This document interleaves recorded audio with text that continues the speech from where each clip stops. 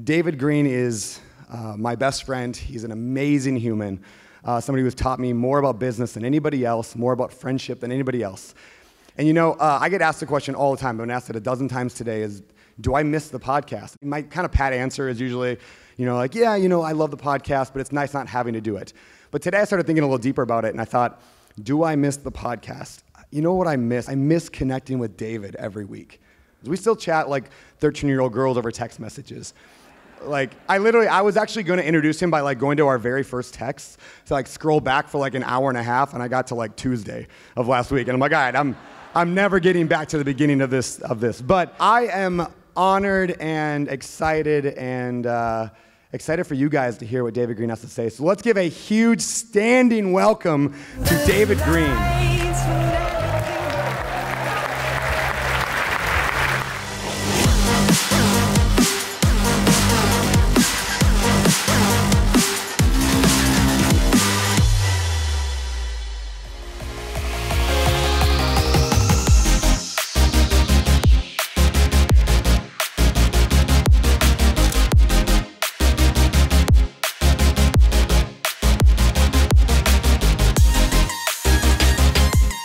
I think that the game of real estate, the economy in general, is changing faster than it ever has before. Stop trying to be smarter than the market and start focusing on these two words, supply and demand. But if you are not investing your money in something that is at least getting you the return that's similar to inflation, you're losing your money. Someone is stealing it from you right now. No one has a crystal ball, but if you were to have one, David, what are you thinking if?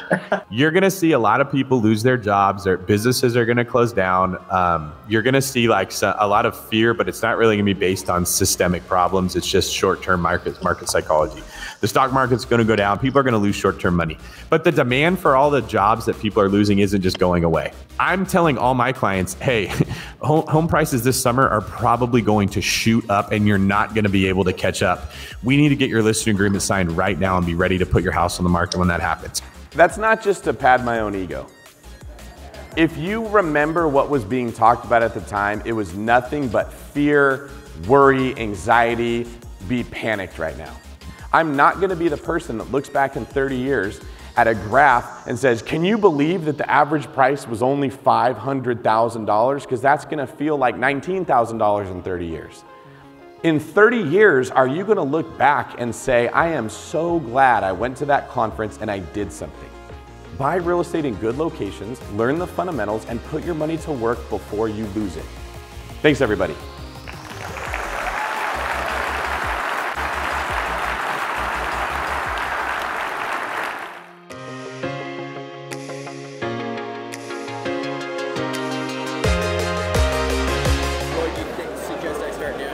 I would look either in San Diego or around it for an older house that's ugly, that has a lot of square footage, and you can put up some drywall and turn it into more than one unit. And I would live in one unit and rent out the rest of it. That one deal is going to make you a couple $100,000 over the next couple of years. It's going to be more than you make from your military job, like, and it'll be tax-free. Thank you. Yep, you got it. Thank you for all the information that you provide, because that's how I started. Awesome. All right. Good to meet you guys. Nice to meet you. Thank you. Hey, buddy. Hello, David. It's a pleasure to meet you. Thank you for that. You want me to sign that for you? There you go. Do you guys want to get a picture? Yes, I very much want to get a picture. Okay, come on over here.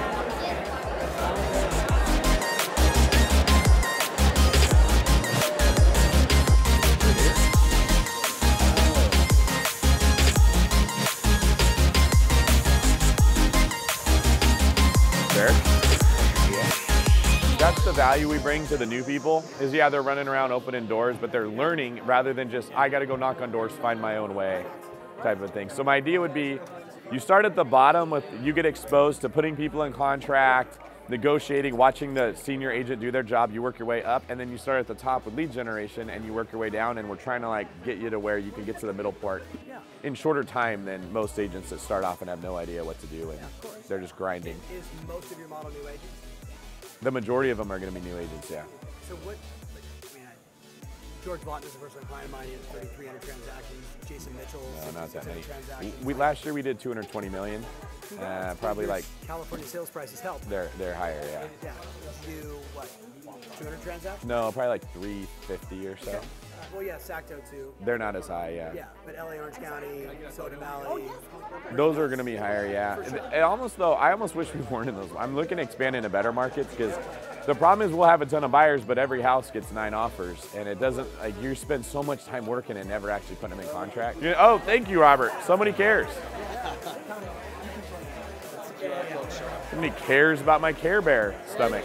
How does a book, how does a podcast, how does a blog, how does that affect the overarching vision for the business? And should they be trying to figure out how they're going to do something similar?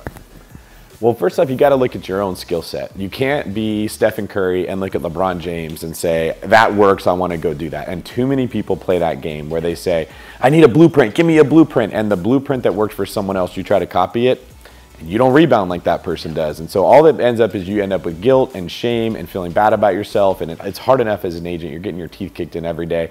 The last thing you need is to compare yourself to someone that has a completely different skill set. What I think is cool about real estate and real estate sales is you build your team around your strengths. You take your unique weaknesses and you hire around that. I totally forgot the original question that you had asked me to start on that. Me too, but I love the answer. Leaders cannot think about themselves. Leaders have to think about their group. And it's one of the best ways to get out of your own head and out of your own insecurities by taking on more responsibility, because that's what leaders do. I know so many people that were like very unconfident people, then they became a mom. That little human now doesn't care if you don't think you're ready or not, you get ready. And I think that's a great example of how leadership should work. When we don't step into being a leader, it's usually because we don't want responsibility. It's actually a selfish act. And when you can make peace with that fact, you will find yourself taking on more and more responsibility as it's appropriate, growing as a leader, and then what do you know? People want to follow. I am getting texts every day from investors who want to know if I have any properties. And I would like to know 1 or 2 questions to ask them to find out if they're just sending out emails or texts to people or if they're very serious. That's a 2 a.m. text saying, are you up, that they sent to 6 different people, and they're like, who's going to reply first? Right.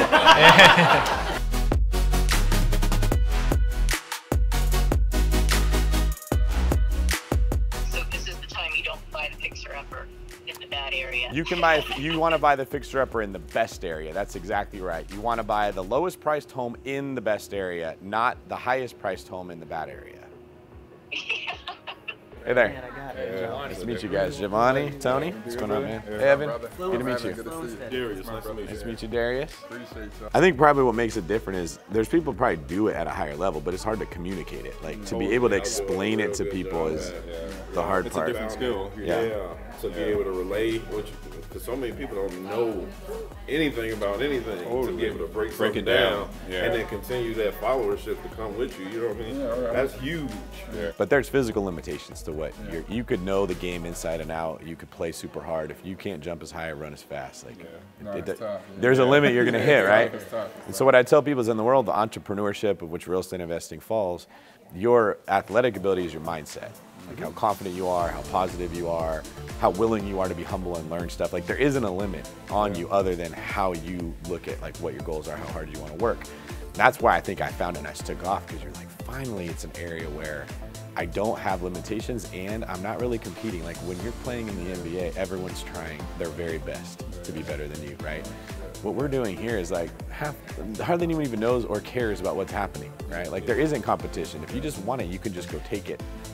They have this idea they're gonna buy a couple houses and being able to tell their job, I'll quit, right? Girls are just gonna pop up out of the earth like, oh, you have cash flow? And you get a nice car, it's like it's gonna solve all their problems. And you end up getting into the worst markets ever, and then it never does cash flow. You end up hating actually managing it. You don't like real estate, and then you go put your money in NFTs and you lose it all there, right? Like you're way better off to buy in the better area, and if it doesn't cash flow right away, just wait, because the rents are gonna go up faster in those areas than they're gonna go in the other areas. Like it's this temptation to take the easy road in. And like Gary, Indiana is this big, shining, like Las Vegas, like come pull that roulette handle, man, you might win. Yeah. No, it's not going anywhere. It's like trying to run in sand. It's like you're spending all this energy and you don't go anywhere.